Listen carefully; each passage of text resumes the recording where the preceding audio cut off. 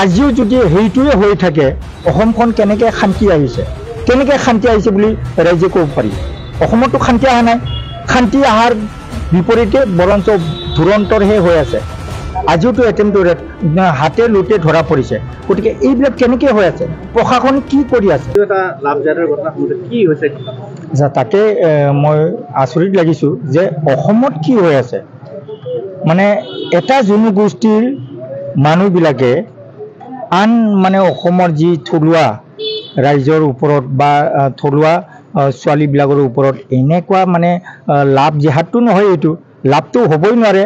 কিন্তু সিহঁতে কি কৰে, এই ছোৱালীবিলাকক কেনেকৈ পুচলাই কিবা কৰি সিহঁতক ধৰ্ষণ কৰাৰ, ৰেপ কৰাৰ যিটো চিন্তাধাৰা কৰি আছে, সেইটো অসম চৰকাৰে কি কৰি আছে? অসম চৰকাৰে ইয়াত দায়বদ্ধতা নাই নেকি? অসম চৰকাৰৰ ইয়াত কি দায়বদ্ধতা নাই নেকি? আমাৰ ইয়াৰ লোকেল মিনিষ্টাৰে, মন্ত্ৰীয়ে কি কৰি আছে যে হোৱাহী দিনাখন 2-3 দিনৰ আগত এই এটা হৈ গ'ল আৰু ঠেলামাৰাত হৈ গৈছে। এটেম্পটো ৰেপ, আজিওতো এটেম্পটো ৰেপ, হাতে লোটে ধৰা পৰিছে। গতিকে এইবিলাক কেনেকৈ হৈ আছে, প্ৰশাসন কি কৰি আছে? গতিকে সেইবিলাকৰ কাৰণে যে অসম চৰকাৰ, প্ৰশাসন, জিলা প্ৰশাসন আৰু লোকেল যিটো প্ৰশাসন, সেইবিলাক কি কৰি আছে যে দেখি শুনি কিয় এৰি আছে? গতিকে সেইবিলাকক আমি শাস্তি দিব লাগিব। নিখিল বড়ো ছাত্ৰ সন্থা আজিলৈকে আন্দোলন কৰি আছে 2 দিন, কোকৰাঝাৰৰ গোৱালপাৰাৰ যিটো দুধনৈৰ যিটো কাণ্ড, সেই হেৰিটোক লৈ। গতিকে আজিও যদি সেইটোৱে হৈ থাকে অসমখন কেনেকৈ শান্তি আহিছে বুলি ৰাইজে ক'ব পাৰি। অসমতো শান্তি অহা নাই, শান্তি অহাৰ বিপৰীতে বৰঞ্চ ধুৰন্তৰহে হৈ আছে। যে এটা জনগোষ্ঠীৰ মানুহে আনটো জনগোষ্ঠীৰ মানুহবিলাকক এনেকৈ যে হাৰাশাস্তি কৰি আছে, বা এনেকৈ যে ছোৱালীবিলাক আজি টিউশ্যনৰ পৰা আহিলেও এটেম্পটো ৰেপ, ক'ৰবাত বিহু খাবলৈ যাওঁতেও এটেম্পটো ৰেপ, ক'ৰবাত যদি বজাৰত গৈ আহিলেও যদি এটেম্পটো ৰেপ যদি কৰে, কেনেকৈ অসমখন শান্তি হৈ আছে? গতিকে অসমখনৰ শান্তি বুলি একো নাই। গতিকে অসমখনক শান্তি কৰিবৰ কাৰণে মই অসম চৰকাৰক কৈছোঁ, অসম চৰকাৰৰ চিফ মিনিষ্টাৰক কৈছোঁ, ডক্টৰ হিমন্ত বিশ্ব শৰ্মা ছাৰক মই কৈছোঁ যে আপুনি অলপ চিন্তা কৰক, হোম মিনিষ্টাৰ বা হোম ডিপাৰ্টমেণ্টত আপুনি অলপ লক্ষ্য কৰক যে কি হৈ আছে বৰ্তমান অসমত, কি হৈ আছে। আৰু মই বড়ো ল'ৰা, আমাৰ বড়ো জাতিৰ মাক বাপেক, নেপালী জাতিৰ মাক বাপেক আৰু আদিবাসীৰ মাক গাৰ্জেনসকলক সকীয়াই দিব খুজিছোঁ যে আপোনালোকে আপোনালোকৰ ল'ৰা ছোৱালীক যাতে যাহা তাহা যাতে ওলাই আহিব দিব নালাগে। তো চিধাচিধিকৈ আমি ক'ব লাগিব এইটো লাভ জেহাদ বুলিয়ে, যিহেতু বিভিন্ন ঠাইত এতিয়া বৰ্তমান মুছলিম সম্প্ৰদায়ৰ লোকে যুঁজা লাগি আছে। হিন্দু সম্প্ৰদায়ৰ লোকৰ ছোৱালীবিলাকক লাভ জেহাদত ফাঁচাই পেলাই কেতিয়াবা হত্যা কৰিছে, কেতিয়াবা ৰেপ কৰিছে, কেতিয়াবা কাকবা নিজৰ বোৱাৰী হিচাপে নি পেলাই তাক কি কয় এইটো নিৰ্যাতন কৰিছে। তো সেইটো আমাৰ কাৰণে খুব দুখৰ বিষয়, দেশৰ কাৰণে দুখৰ বিষয় হয়। এইটো প্ৰেমৰ নামত আৰক্ষীক আমি এইটোৱে আহ্বান কৰিব বিচাৰিছোঁ, গতিকে এই ক্ষেত্ৰত চোকা নজৰ ৰাখি পেলাই যেন আমাৰ যিটো হিন্দু ছোৱালী তেওঁলোকক যেন বচাই ৰাখে আৰু তাৰ কাৰণে চোকা নজৰ ৰাখি পেলাই কাম কৰে, এইটোৱে আমি আপিল কৰিব বিচাৰিছোঁ। নাইচালি পাহৰি পাওঁ, এনে গম পাইছোঁ আগত 5 নৈত আছিল, এতিয়া বৰ্তমান তেওঁলোকৰ ঘৰ চিৰাজুলিত আছে বুলি এতিয়া জানিব পাৰিছোঁ। তাৰমানে ৰাতিপুৱা আমি চাওঁ চব আমাৰ যিমান ফোন আহে, কিমান কাম আহে, চব লাভ জিয়া দিয়ে। ওৰ ছোৱালী লৈ গ'ল, টপ লৈ গ'ল, কোনোবাই চৰত লৈ গ'ল।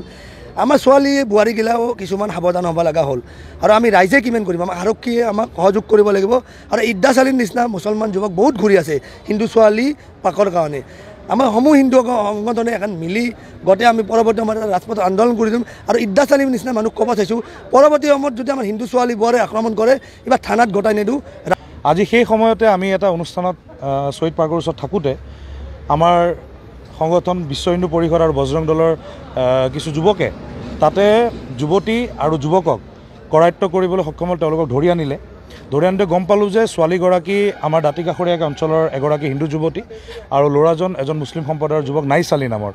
তেওঁলোকে তাতে ধৰা পেলোৱাৰ পিছত ছোৱালীজনীক যেতিয়া আমি সোধা পোছা কৰিলোঁ, ছোৱালীজনীয়ে ক'লে যে মই চিনি নাপাওঁ। প্ৰথম অৱস্থাত ল'ৰাজনৰ চিনাক্তকৰণ তেওঁ লুকাই ৰাখিছিলে, তেওঁৰ আচল পৰিচয়টো লুকুৱাই ৰাখিছিলে। ছোৱালীজনীয়ে বেলেগ এটা নাম দিয়ে তেওঁক জানিছিলে।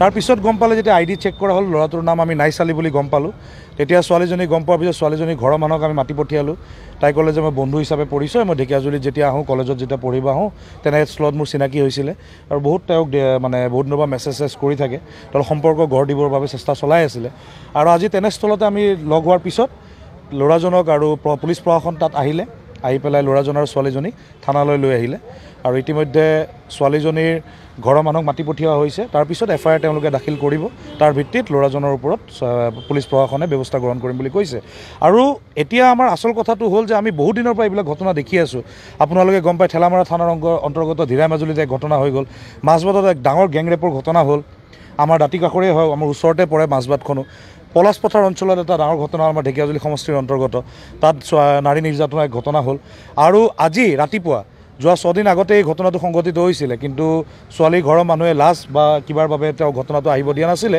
কিন্তু আজি যেতিয়া ৰাইজৰ মাজত ইমান এক সজাগতা দেখা পালে তেওঁলোকে সাহস কৰি পেলাই আজি ৰাতিপুৱা আহি পেলাই থানাত এক FIR দিলে যে এজন যুৱকৰ এগেইনষ্টত আৰু মুছলিম সম্প্ৰদায়ৰ বুলিয়ে গম পাইছোঁ আমি কিন্তু চিনাক্তকৰণটো হোৱা নাই ল'ৰাজনৰ এতিয়ালৈকে আৰু FIRটো দি গৈছে আৰু পুলিচ প্ৰশাসনে তাৰ ওপৰত ব্যৱস্থা গ্ৰহণ কৰিম বুলি আমাক জানিবলৈ দিছে গতিকে আমি পুলিচ প্ৰশাসনক যথেষ্ট কঠোৰ হ'বলৈ মানে আমি অনুৰোধ জনাইছোঁ আৰু চৰকাৰক এখন কঠোৰ আইন প্ৰৱৰ্তন কৰিবৰ বাবে অনুৰোধ জনাইছোঁ যাতে এইসমূহৰ পিছত এক বৃহৎ লাভ জিহাদী এক চক্ৰ আমি এইটো অপ্ৰিয় হ'লে সত্য কথা আমি যিমান দিন আজি অকল এইকেইটা ঘটনাই নহয় আজি বহুত দিনৰ পৰা আমি ঢেকীয়াজুলি অঞ্চলত এইবোৰ ঘটনা দেখিবলৈ পাই আছোঁ আৰু আমি দৃঢ় বিশ্বাসী যে ইয়াৰ লগত এক ডাঙৰ চক্ৰ জড়িত হৈ আছে এই সমূহ বস্তুখিনি উলিয়াবৰ বাবে চৰকাৰ সক্ষম হ'ব লাগে আৰু গৃহ বিভাগ সক্ষম মানে সবল হ'ব লাগে আমাৰ আৰু শক্তিশালী ৰূপত তেওঁলোকে কঠোৰ আইন প্ৰৱৰ্তন কৰি এই সমূহ চক্ৰক নিৰ্মূল কৰিবৰ বাবে যিখিনি প্ৰচেষ্টা হাতত ল'ব লাগে সকলোখিনি ল'ব লাগে বুলি মই অনুৰোধ জনাওঁ